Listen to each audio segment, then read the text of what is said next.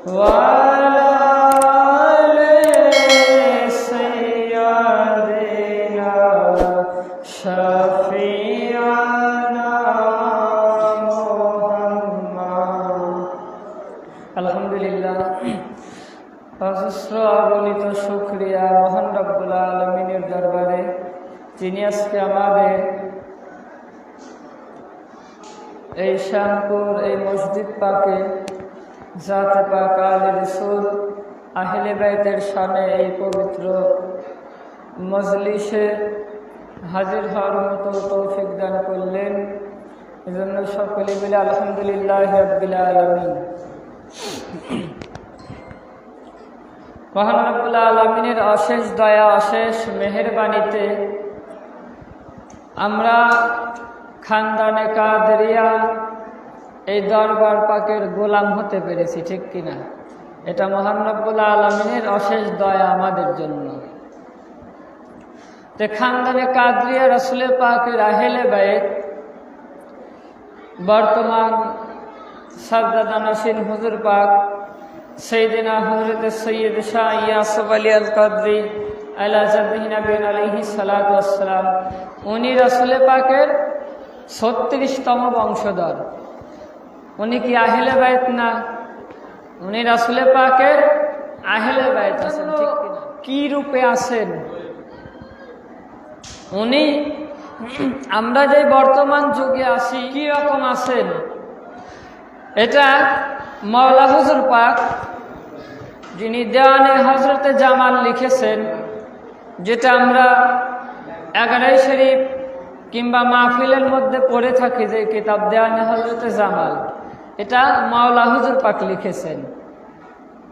তো মাওলা হুজুর পাক এই দেওয়ানে হজরতে জামালের মধ্যে 2টা লাইন লিখেছেন এই আহলে বাইতের শানে। আমাদের যে বর্তমান হুজুর পাকেরা আছেন, ইনারা আমাদের জন্য কি আছেন, এটা মাওলা হুজুর পাক দেওয়ানে হযরত জামালের মধ্যে বলছেন যে মুস্তাফা লঙ্গর হ্যায় কিস্তি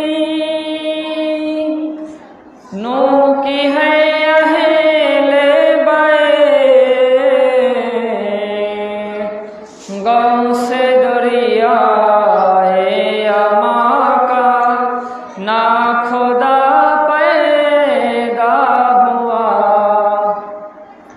মাওলা হুজুর পাক বলছেন মুস্তাফা লঙ্গর হ্যায় কিস্তি। মুস্তাফা মানে কি বুঝেছি? মুস্তাফা কি আমাদের রাসূল পাক, রাসূল পাকের একটা নাম মুস্তাফা সাল্লাল্লাহু তাআলা আলাইহি সাল্লাম। যে মুস্তাফা লঙ্গর হ্যায় কিস্তি, কিস্তি মানে কি? নৌকা। কিস্তি মানে নৌকা, লঙ্গর মানে ভিড়িয়ে রেখেছেন। যেরকম আমাদের এই নদীতে জাহাজ ভিড়ানো থাকে, লঙ্গর করা থাকে, তো বলছেন যে রাসূল পাক নৌকা ভিড়িয়ে রেখেছেন। কোন নৌকা? নূহ কি হায় আহলে বাইত। যেই রকম নূহ আলাইহিস সালামের যুগে কিস্তি বানিয়েছিল, নৌকা বানিয়েছিল, আর ওই নৌকাতে, ওই নৌকাটাই উদাহরণ, ওই নৌকাটাই হচ্ছে আমার আহলে বাইত। রাসূল পাকের আহলে বাইত হচ্ছে ওই নূহ আলাইহিস সালামের কিস্তির মতো, যেটা রাসূল পাক বেসালে হকের আগেই তার উম্মতের জন্য লঙ্গর করে রেখে গেছেন। গৌসে দরিয়ায়ে আমাকা না খোদা পয়দা হুয়া।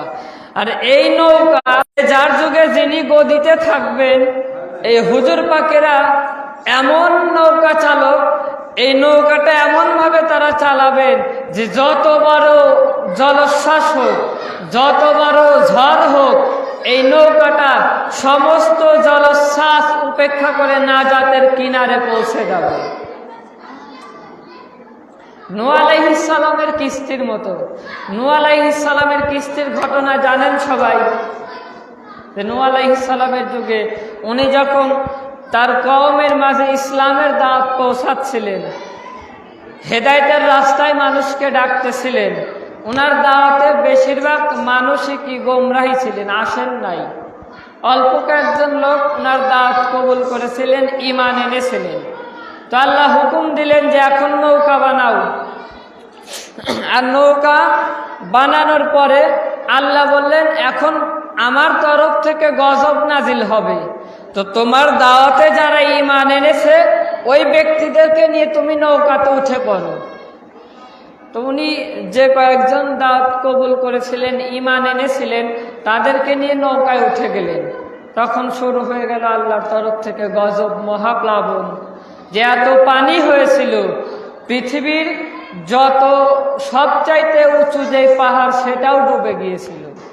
তো যারা ঈমান আনে নাই, ইসলামে আসে নাই, তারা কি ওই গজবে পড়ে সবাই ধ্বংস হয়ে গিয়েছিল, ঠিক কিনা? আর যারা ওই নৌকাতে উঠেছিলেন একমাত্র তারাই নাজাত পেয়েছিলেন। তো রাসূল পাক কি করেছেন, এই আহলে বাইতকে ওই রকম এই নূহ আলাইহিস সালামের কিস্তির মতো রেখে গেছেন। কারণ বর্তমান যেই যুগে আমরা আছি, আমরা ঈমানি প্লাবনের মধ্যে আছি না, আমাদের ঈমান ধ্বংস করা হচ্ছে না।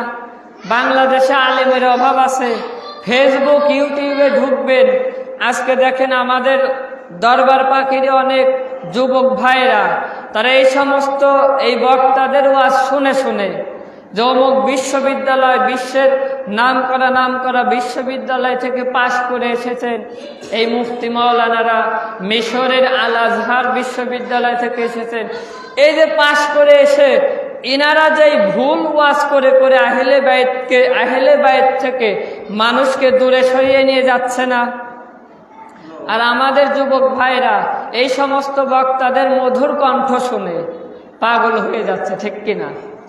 ওয়াজে কি বলছে এটা দেখছে না, যে কণ্ঠ কি রকম, কণ্ঠ কত সুন্দর এটা দেখছে।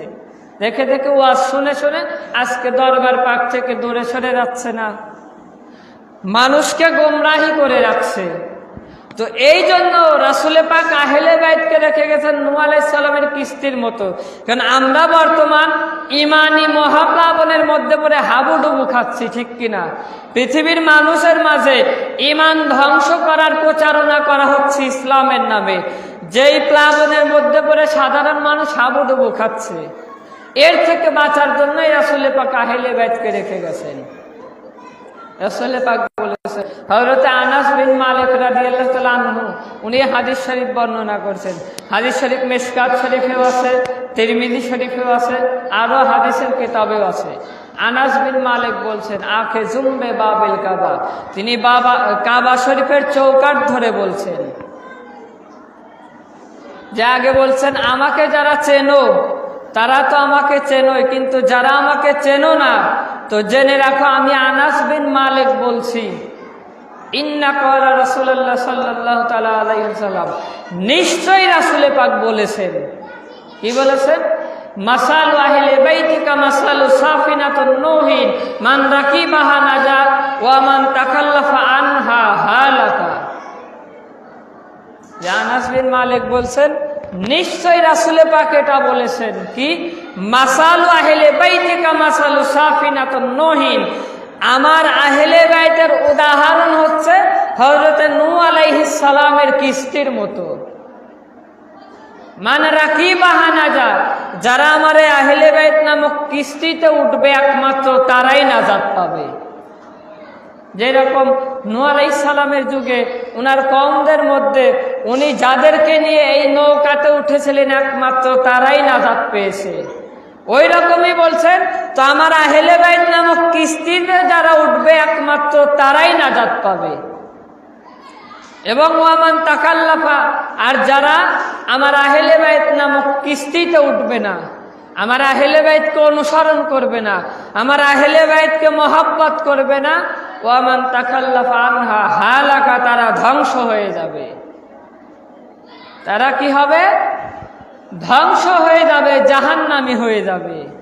ধ্বংস মানে কি? ঈমান ধ্বংস হয়ে যাবে। এইরকম না যে পানিতে ডুবে ধ্বংস হবে। এই ঈমানি প্লাবনের কথা বলছিলাম, এই ঈমানি প্লাবনের মধ্যে হাবুডুবু খেয়ে ধ্বংস হয়ে যাবে যদি কেউ আহলে বাইতকে না ধরে। আহলে বাইতের দরবারে যদি কেউ না আসে তাহলে ওই ব্যক্তির ঈমান ধ্বংস হয়ে যাবে, আর ঈমান ধ্বংস হওয়ার কারণে ওই ব্যক্তি জাহান্নামী হয়ে যাবে, ঠিক কিনা? রাসূল পাকের হাদিস শরীফ। এখন আমাদের এই খানদানে কাদরিয়ার দরবার পাকে যেই সকল কাজ হয়, যেই সকল কাজ হুজুর পাকদের আদেশে আমরা করছি, তো এই যে কাজগুলো আমাদের দরবার পাকের হুজুর পাকদের দরবার থেকে যে সমস্ত কাজ আমরা করছি, এই কাজগুলো কি ইসলাম বিরোধী হতে পারে? রাসূল পাকের আহলে বাইতের দরবারের কাজ, সমস্ত কাজই এই দরবারের।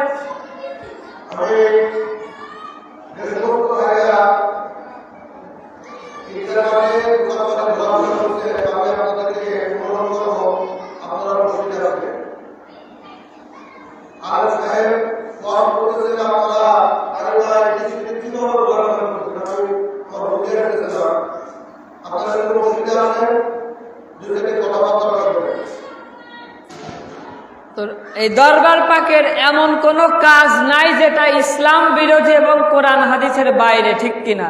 কারণ এই দরবার পাকের কাজে একমাত্র হক, কারণ রাসূল পাক রেখে গেছেন আহলে বাইতকে। অনেকে আছে বলে না যে এই রকম কাজ তোমরা করছো, এই কাজগুলো তো কোনো সাহাবী করে নাই, এরকম বলে না। যেই কাজ যে করছো এই কাজ কি কোনো সাহাবী করেছে যে আমরা করব, এরকম বলে না। এদের জবাব কি হবে? এদের জবাব হচ্ছে যে মনে রাখবেন, সাহাবীদেরকে ফলো করা ওয়াজিব না। সাহাবীরা আছেন, তাদের মর্যাদা আছেন, সাহাবীদের মর্যাদা সাহাবীদের জায়গায়, ঠিক কিনা? তো আমাদের ফলো করতে হবে যে আমরা কাদের কাজ করছি, আমরা কোন দরবারের কাজ করছি। কারণ সাহাবীদের ফলো করা, সাহাবীদের অনুসরণ করা ওয়াজিব না, বরং সাহাবীদের উপরে ওয়াজিব আহলে বাইতকে অনুসরণ করা, ঠিক কিনা? বিদায় হজের ভাষণে আপনি চলে যান, বিদায় হজের ভাষণে রাসূল পাক কি বলেছেন? মোল্লারা বলে কোরআন আর সুন্নাহর কথা বলেছেন। রাসূল পাক কি বলছেন? হযরতে জাবের ইবনে আব্দুল্লাহ আল আনসারী রাদিয়াল্লাহু তাআলা আনহু হাদিস শরীফ বর্ণনা করেছেন, তিরমিজি শরীফের 2য় খণ্ডের 219 পৃষ্ঠা।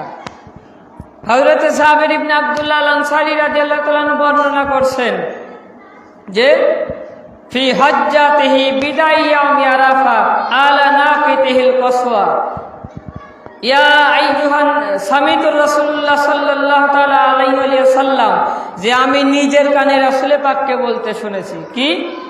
ফি হজ্জাতিহি বিদায় ইয়াউমি আরাফা, বিদায় হজের ভাষণে আরাফার ময়দানে আলা নাকিতিহিল কসওয়া, কসওয়া নামক উটনির পিঠে চড়ে রাসূল পাক ভাষণ দিলেন। সেই ভাষণটা কি?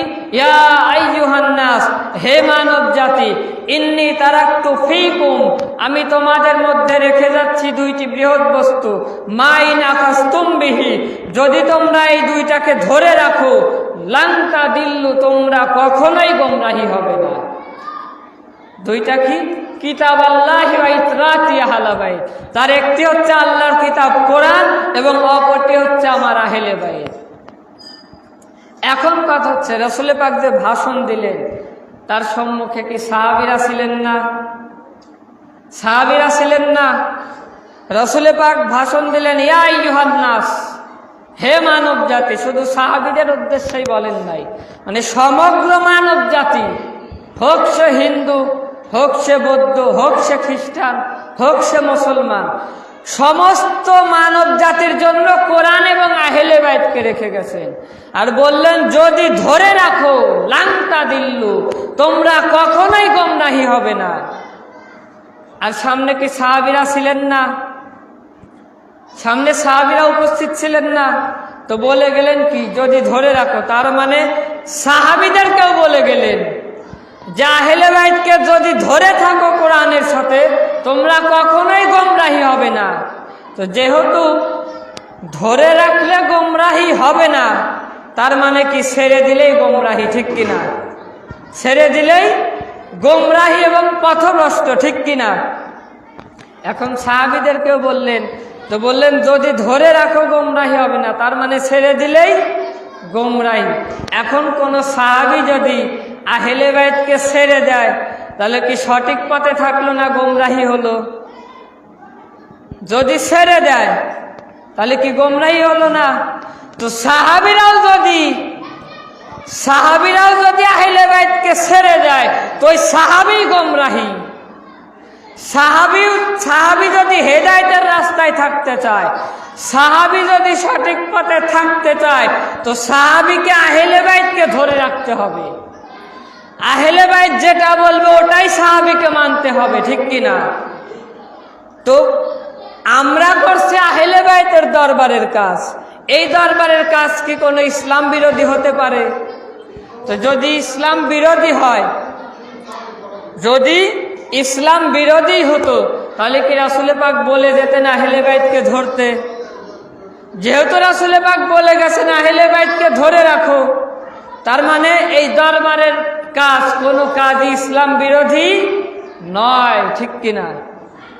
যদি হয় তো রাসূল পাকের হাদিস মিথ্যা হয়ে যাবে, আর রাসূল পাকের জবান কখনোই মিথ্যা হতে পারে না, ঠিক কিনা? এই জন্য বলছিলাম, যারা বলে তোমরা যে এই কাজ করছো এটা কি কোনো সাহাবী করেছে, তখন জবাব দিবেন যে কোনো সাহাবীকে ফলো করা আমাদের কাজ না। সাহাবীদের মর্যাদা আছে, সাহাবীদের অনেক মর্যাদা আছে, তারা সাহাবীর জায়গায় সাহাবীর মর্যাদা আছে, কিন্তু সাহাবীদেরকে অনুসরণ করা আমাদের কাজ নয়। আমাদের কাজ কি আহলে বাইতকে অনুসরণ করা, ঠিক কিনা? এবং বরঞ্চ সাহাবীদের উপরে ওয়াজিব আহলে বাইতকে অনুসরণ করা। আমি করছি আহলে বাইতের দরবারের কাজ। আহলে বাইতের দরবারের কাজ যখন আমি আপনি করব, আর এই কাজটা কোন সাহাবী করেছে কি করে নাই ওইটা দেখার মতো টাইম আছে? ওইটা দেখার মতো টাইম নাই। কে করেছে আর কে করে নাই ওইটা দেখার মতো সময় নাই। শুধু দেখতে হবে কাজটা কোন দরবারে, ঠিক না? কাজটা কোন দরবারে? বর্তমান আমাদের সাজ্জাদা নাসিন হুজুর পাক সৈয়দনা হযরত শেখ ইয়াসুফ আলী আল কাদরি, ইনি কি আমাদের অভিভাবক না? তো এখন ইনি যদি একটা কাজ হুকুম করে আমাদের, ওটা পালন করা আমাদের উপরে ওয়াজিব না? এখন আমরা যদি খুঁজতে যাই, হুজুর পাক আমাদেরকে হুকুম দিলেন যে এই কাজটা করো, এখন আমরা করা বাদ দিয়ে যদি খুঁজতে যাই যে এই কাজটা যে করব এটা কোনো সাহাবী করেছে কিনা আগে দেখে নেই, যদি আমরা এরকম চিন্তা ভাবনা করি আমাদের ঈমান থাকবে? থাকবে না। তো কোন সাহাবী করেছে খোঁজার মতো সময় নাই। দেখতে হবে হুকুম কোথা থেকে আসছে। হুকুম যদি আহলে বাইত থেকে আসে কোনো খোঁজার দরকার নাই, কে করেছে কি কে করে নাই দেখার নাই, হুজুর পাক করেছে হুকুম পালন করতে হবে, ঠিক কিনা? আমাদের অভিভাবক কি বর্তমান সাজ্জাদা নাসিন হুজুর পাক আমাদের অভিভাবক না? কিয়ামতের ময়দানে ইনাকে নিয়ে আমাদেরকে আল্লাহর সামনে দাঁড়াতে হবে না? অনেকেই বলে যে পীরের কোনো ক্ষমতা নাই কিয়ামতের দিন সাফায়াত করা। আল্লাহ বলছেন তোমার পীরকে নিয়ে আসো আমার সামনে, তুমি যে জবাব দেবে, তুমি যে সাক্ষ্য দেবে তুমি দুনিয়ায় সবকিছু ভালো করেছো, তোমার কথা আমি শুনবো না। কারণ আমরা মানুষ, মিথ্যা কথা আমরা বলতে পারি না। আমরা দুনিয়াতেই বাঁচার জন্য মিথ্যা বলি না। দুনিয়াতেই যদি বাঁচার জন্য মিথ্যা বলি, কিয়ামতের দিন জাহান্নাম থেকে বাঁচার জন্য মিথ্যা আমরা বলতে পারবো না? আমাদের দ্বারা মিথ্যা বলা কোনো ব্যাপার হবে? হবে না। এই জন্য আল্লাহ জানে যে মানুষ জাতি মিথ্যা বলবে। এই জন্য সূরা বনী ইসরাঈলের ৭১ নম্বর আয়াতের মধ্যে আল্লাহ তাআলা বলছেন, ইয়াউমা নাদু কুল্লা উনাসিম বিইমামিহিম, স্মরণ করো সেই দিনকে, কিয়ামতের দিন, যেই দিন আমি প্রত্যেককে আহ্বান করব তোমার ইমামকে ডেকে নিয়ে আসো। যে তোমার যিনি ইমাম ছিল, অভিভাবক ছিল, তাকে ডেকে নিয়ে আমার সামনে আসো, কারণ তোমার কথা আমি বিশ্বাস করব না, কারণ তুমি মিথ্যা বলতে পারো, তুমি মিথ্যা বলতে পারো। এরকম আছে সূরা নাহালের মধ্যে আছে যে আল্লাহ তাআলা কিয়ামতের দিন সমস্ত মানুষকে যখন বলবে যে তোমাদের কাছে কি কোনো সতর্ককারী যায় নাই, কোনো নবী রাসূল আসে নাই, তো সব নবীর উম্মতেরা অস্বীকার করে ফেলবে যে আমাদের কাছে কেউ আসে নাই। তখন আল্লাহ তাআলা ওই পয়গম্বরদের জিজ্ঞাসা করবে যে তোমরা কি এদের কাছে যাও নাই? আসলেই তো পয়গম্বর এসেছে না, দাওয়াত দিয়েছেন, কিন্তু যে তারা অস্বীকার করে ফেলবে। এবার পয়গম্বররা বলবে যে হে আমাদের রব, অবশ্যই আমরা তাদের কাছে গিয়েছি, কিন্তু তারা আমাদের দাওয়াত কবুল করে নাই। এরপরে আবার ওই উম্মতেরা বলবে ইনারা মিথ্যা বলছে, ইনারা মিথ্যা বলছে। এখন আল্লাহ তিনি তো বিচার করবেন, সঠিক বিচার করবে না। দুইজনই একই বলছে, নবীরাও বলছে আমরা গিয়েছি, উম্মতরা বলছে আসে নাই। এখন দুইজনের কথাই তাদের যুক্তিতে তারা উম্মতরা বলছে আসে নাই, নবীরা বলছে এসেছি। তার মানে এখানে কি সঠিক বিচার হচ্ছে? হচ্ছে না। কারণ আমাদের মাঝে যদি কেউ বিচার করে, যদি দুইজনই আসামি পক্ষ এবং যেই ভালো পক্ষ দুইজনে যদি একই কথা বলে, এটা সমাধানের জন্য তৃতীয় পক্ষকে ডাকা হয় না সাক্ষীর জন্য? তখন আল্লাহও তাই করবেন। উম্মতেরাও বলছে যে আসে নাই, পয়গম্বররা বলছে আমরা গিয়েছি, উম্মত এটা অস্বীকার করছে, তারা মিথ্যা বলছে। এইবার আল্লাহ তাআলা এমন একজনকে হাজির করবেন সাক্ষ্য হিসাবে, সূরা নাহালের মধ্যে আছে। তখন আল্লাহ তাআলা বলছেন যখন এই পরিস্থিতি হবে, হে আমার হাবিব, এটা সমাধানের জন্য এদের জন্য সাক্ষ্য হিসাবে, সাক্ষ্যদাতা হিসাবে হে আমার হাবিব আমি আপনাকে হাজির করব। সুবহানাল্লাহ বললেন না? সমস্ত পয়গম্বর 1,00,000 অথবা 2,23,999 জন পয়গম্বর এবং তাদের উম্মতের মধ্যে সমাধানের জন্য হাজির করা হচ্ছে আমাদের রাসূলে পাককে। যে বলবেন যে আপনি বলেন এই পয়গম্বরেরা তাদের কাছে দাওয়াত নিয়ে গিয়েছে নাকি?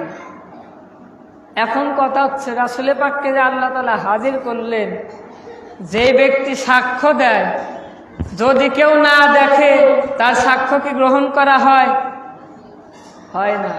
তার মানে আদম আলাইহিস সালাম থেকে শুরু করে ঈসা আলাইহিস সালাম পর্যন্ত, কিয়ামত পর্যন্ত তো থাকবেনই। আদম আলাইহিস সালাম থেকে শুরু করে ঈসা আলাইহিস সালাম পর্যন্ত সমস্ত পয়গম্বর আর তার উম্মতের মধ্যে কি হয়েছে কি হয় নাই, এই সমস্ত কাজ আমার আপনার রাসূলে পাক হাজির থেকে দেখেছেন, ঠিক কিনা?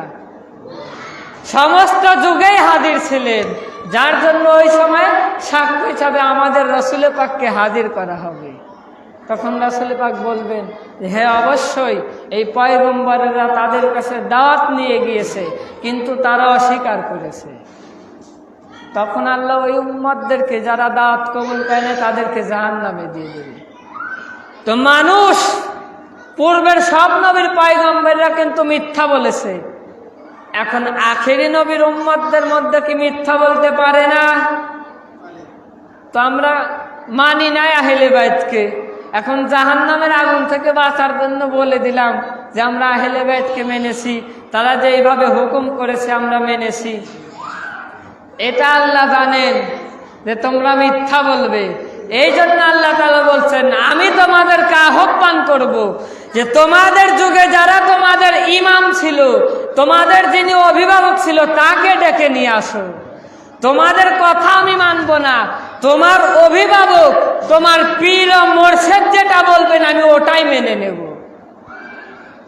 এখন আমরা যদি হুজুর পাকের আদেশ মতো চলি, দরবার পাকের কাজগুলো যদি আমরা সঠিকভাবে মেনে চলি, তাহলে ওই কিয়ামতের দিন হুজুর পাক আমাদের পক্ষে সাক্ষ্য দেবেন, ঠিক কিনা? আর যদি আমরা দরবারের কাজই অমান্য করে চলি, তো হুজুর পাক কি আমাদের পক্ষে সাক্ষ্য দেবেন? দেবে না। এই জন্য আল্লাহ বলছেন তোমাদেরকে আহ্বান করব তোমাদের অভিভাবককে নিয়ে আসো। আমরা যারা যিনি পর্দা নিয়েছেন বড় হুজুর পাক, ওনার হাতে যারা আমরা মুরিদ হয়েছি, তিনি কি আমাদের অভিভাবক না? তো আল্লাহ বলবেন যে তোমার অভিভাবককে ডেকে নিয়ে আসো। বর্তমান সাজ্জাদান আছেন হুজুর পাক, ইনার যুগে যারা আছেন, ইনার কাছে যারা মুরিদ হচ্ছেন, তো আল্লাহ বলবেন যে তুমি তাকে ডেকে নিয়ে আসো। তোমার কথা আমি মানব না, তোমার ওই পীর সাহেব, তোমার এই অভিভাবক যেটা বলবেন আমি সেটাই মেনে নেব। তিনি যদি তোমার পক্ষে সাক্ষ্য দেয় তাহলে তুমি নাজাত পাবে, আর যদি তিনি তোমার বিপক্ষে সাক্ষ্য দেয়, তাহলে তোমার আর নাজাতের কোনো রাস্তা নাই। এখন যিনি আমাদের জন্য সাক্ষ্য দেবেন, যিনি আমাদের জন্য সাক্ষ্য দেবেন, আগেই বলেছি সাক্ষ্য যিনি দেয় তিনি কি হাজির থাকে না? তার মানে আমাদের হুজুর পাকেরা সব জায়গায় হাজির নাজির আছেন, ঠিক কিনা? এই যে মজলিস হচ্ছে এখানে আমাদের হুজুর পাক হাজির আছেন, ঠিক কিনা? এটা আমাদের আকীদা না? এটা আমাদের আকীদা, ঈমান। রাসূল পাকও যেই রকম সমস্ত জায়গাতে হাজির নাজির আছেন, ওনার বংশধর, ওনার আহলে বাইত সব জায়গাতে হাজির নাজির আছেন। আর হাজির নাজির আছেন বলেই সাক্ষ্য দেবেন।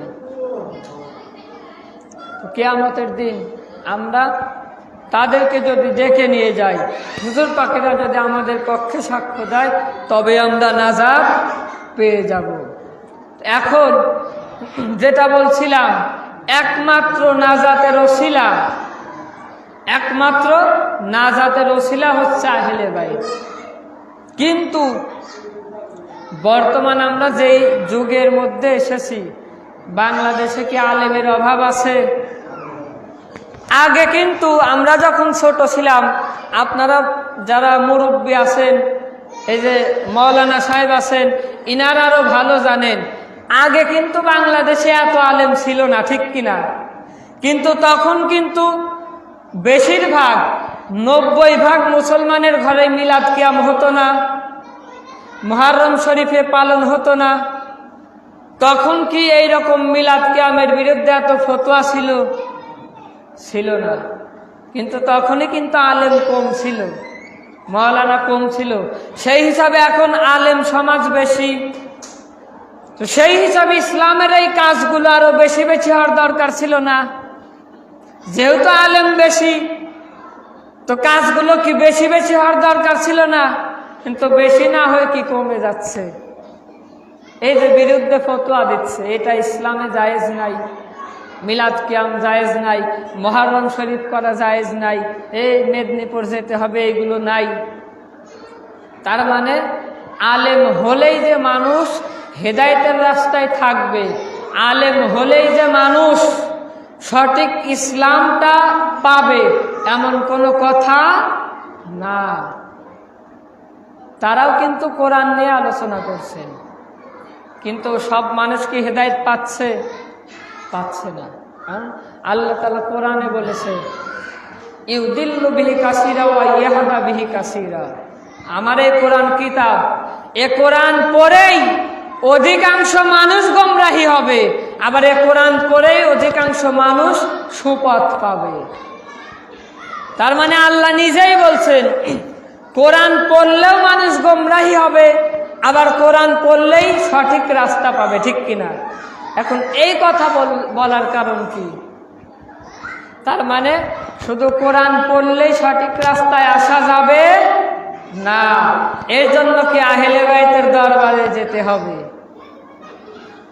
আহলে বাইতের দরবারে যান, কোরআন পড়ে সঠিক রাস্তা পাবেন।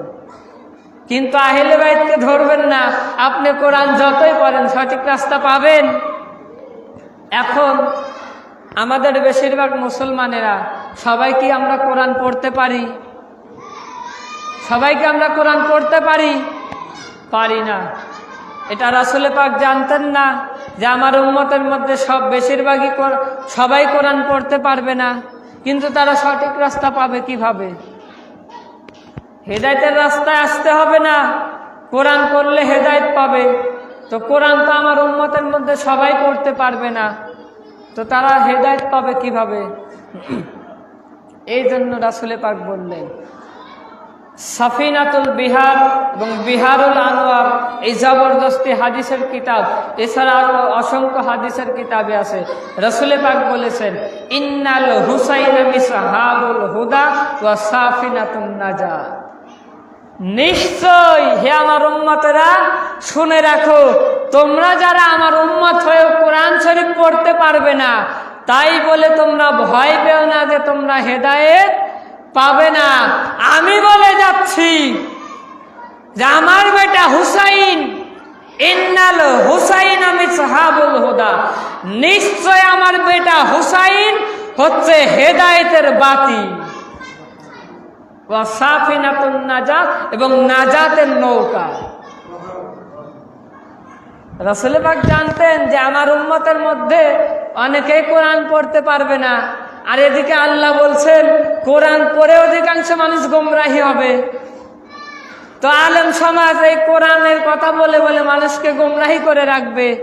এই জন্য রাসূল পাক বলবেন এই আলেম সমাজের বিরুদ্ধে যারা কোরআনের নামে অপপ্রচার করে মানুষকে ইসলাম থেকে গোমরাহিতে নিয়ে যাবে, এই আলেম সমাজের বিরুদ্ধে, এই গোমরাহিদের বিরুদ্ধে আমি হেদায়েতের খুঁটি হুসাইনকে রেখে যাচ্ছি।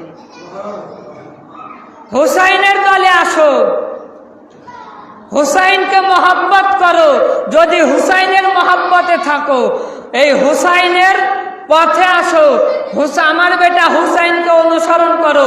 ওই সমস্ত বাতিল ফেরকা, এই ভণ্ড মুফতি মাওলানাদের ফতোয়া থেকে দূরে সরে এসে আমার হুসাইনের মহব্বতে আসো, তবেই তোমরা হেদায়েতের রাস্তায় থাকবে। এবং ওয়াসাফিনাতুন নাজাত, এবং আমার বেটা হুসাইন নাজাতের নৌকা। আগে বলেছেন কি আহলে বাইত নূহ আলাইহিস সালামের কিস্তির মতো, আরে আবার বলছেন আমার বেটা হুসাইন নাজাতের নৌকা। এই নৌকাতে উঠতে হবে না নাজাত পেতে হলে? নাজাত পেতে হলে এই নৌকাতে উঠতে হবে না? এটা ওই নূহ আলাইহিস সালাম যে নৌকা বানিয়েছিল ওই নৌকা না। উদাহরণ দিচ্ছেন নৌকা, কিন্তু ওই নৌকাতে তারা উঠেছিলেন, এটা ওই নৌকা না। এটা এই জন্য বলেছেন নৌকা, যে এই নৌকাতে উঠতে হলে আহলে বাইতকে মহব্বত করতে হবে, এই নৌকাতে উঠতে হলে আহলে বাইতকে অনুসরণ করতে হবে, তাদের হুকুম মেনে চলতে হবে।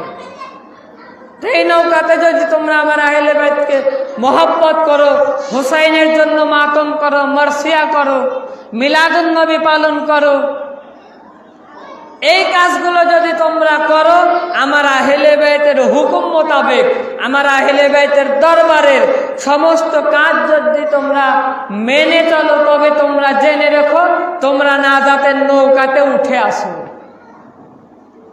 তোমরা নাজাতের নৌকাতে উঠে বসে আসো, তোমাদের কোনো চিন্তা নাই।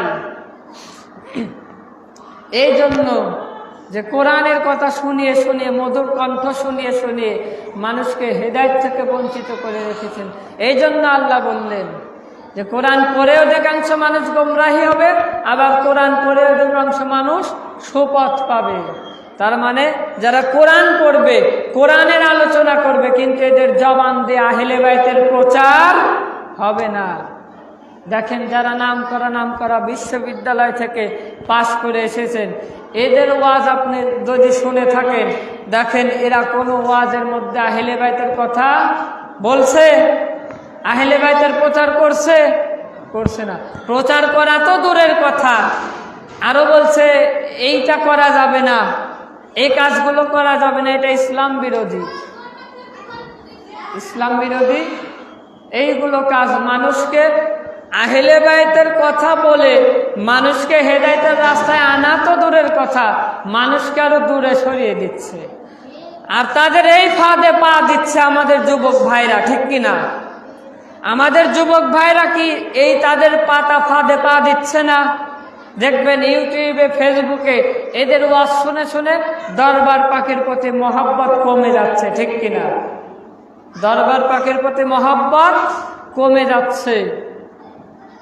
ভাই এই যে কাজ, দেখেন অনেক ফ্যামিলিতে দেখবেন যে তাদের গার্জিয়ানরা আহলে বাইতের দরবারের মুরিদ, আহলে বাইতের দরবারের কাজ করে যাওয়া আসা করে, কিন্তু এর মধ্যে তাদের কোনো ছেলে পেলে আহলে বাইতের দরবারে যাওয়া পছন্দ করে না, ঠিক কিনা? এরকম আছে না? এ দোষটা কাদের ভাই? আমাদের যারা গার্জিয়ান আছেন এনাদের একটু খেয়াল রাখতে হবে। রাসূল পাক জানতেন আমার উম্মতের মধ্যে এমন হবে, এই জন্য রাসূল পাক বলে গেছেন হাদিস শরীফের মধ্যে যে 3টি কাজ তোমরা তোমাদের সন্তানদেরকে ছোটবেলা থেকে শিক্ষা দেবে। আদাবু আওলাদাকুম আলা সালাসা ফিসালিন, যে তোমরা তোমাদের সন্তানদেরকে ছোট বয়স থেকেই 3টি জিনিস শিক্ষা দাও। কয়টা? 3টা। দেখবেন বাচ্চাদেরকে আপনি ছোটবেলা থেকে যদি কোনো জিনিস শেখান তো বড় হয়ে কিন্তু ওইটাই ফলো করে, ঠিক কিনা? ওইটাই কিন্তু বেশিরভাগ মেনে চলে। তো রাসূল পাক এই জন্য বলছেন প্রথমটা কাজটা কি? হুব্বে নবিয়াকুম, আমি নবীর মহব্বত শিক্ষা দাও। ওয়া হুব্বু আহলে বাইত, দ্বিতীয় আমার আহলে বাইতের মহব্বত শিক্ষা দাও। ওয়া কিরাআতুল কোরআন, এবং কোরআন পাঠ করা শিক্ষা দাও। তো এই 3টি কাজ যদি আমরা ছোটবেলা থেকে বাচ্চাদেরকে শিক্ষা দেই, রাসূল পাকের মহব্বত, আহলে বাইতের মহব্বত, কোরআন শিক্ষা, তো এই বাচ্চারা কি বড় হয়ে আহলে বাইতের বিরুদ্ধে যাবে? যাবে না। তো এই কাজগুলো আমাদেরকে কি বাচ্চাদের ছোটবেলা থেকেই করতে হবে। তো নাজাত পেতে হলে আহলে বাইতের দরবারে থাকতে হবে না। আল্লাহ তাআলা আমাদের সকলকে আমাদের মৃত্যু পর্যন্ত আমরা যেন আহলে বাইতের দরবারে দামান ধরে আমাদের মৃত্যু পর্যন্ত আহলে বাইতের মহব্বতে আহলে বাইতের গোলামি করে যেতে পারি, হুজুর পাকদের গোলামি করে যেতে পারি। আল্লাহ তাআলা আমাদের তৌফিক দান করুন। সকলে বলি আমিন। আসসালামু আলাইকুম ওয়া রাহমাতুল্লাহ।